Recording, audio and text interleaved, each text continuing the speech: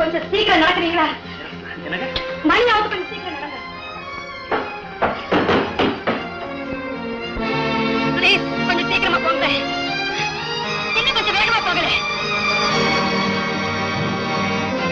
ஐயோ, மணி 6 போகுது நினைக்கிறேன். ப்ளீஸ் கொஞ்சம் வேகமா போகல.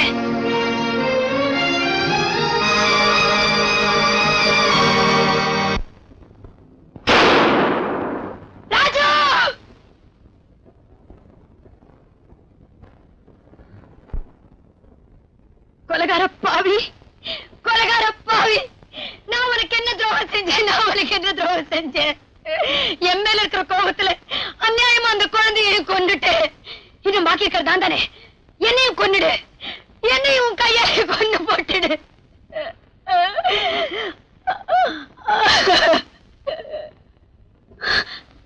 மாட்டேன் மாட்டேன், இனிமே நான் உன்னை கண்டிப்பா விட மாட்டேன். அந்த குழந்தையோட படத்தை வச்சுக்கிட்டு நீ எவ்வளவு பெரிய கொலைகாரன்னு நான் எல்லாருக்கும் நிரூபிக்கத்தான் போறேன். கண்டிப்பா நிரூபிக்கத்தான் போறேன். நீ ஈவர்க்கம் இல்லாத மிருகம். உன்ன மாதிரி மிருகம் எல்லாம் இந்த உலகத்துல நடமாடவே கூடாது. கண்டிப்பா நடமாடக்கூடாது.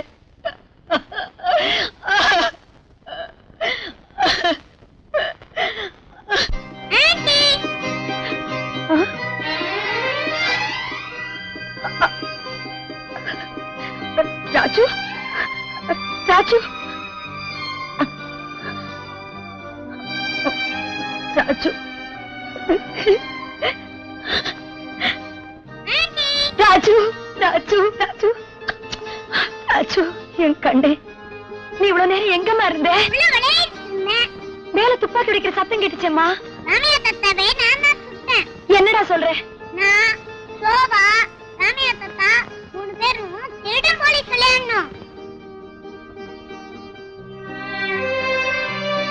ஆமா, ராஜு போலீஸ், நான் திருடன். என்ன அவன் விளையாட்டு துப்பாக்கியில சுட்டான்.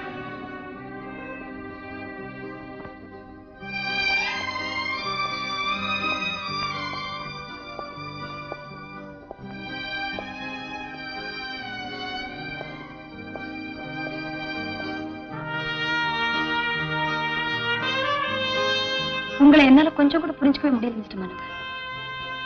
ராஜுவை கொல்ல சொன்னதாக என்கிட்ட சொன்னீங்க. இங்க வந்து பார்த்தா அவனை உங்க பிள்ளை மாதிரி பார்த்துக்க சொல்லியிருக்கிறீங்க. அரக்கத்தனமான அந்த மனோகர், இரக்கமே உருவான இந்த மனோகர், இதுல உங்க சுயஉறவு எதுன்னு எனக்கு புரியவே இல்லை.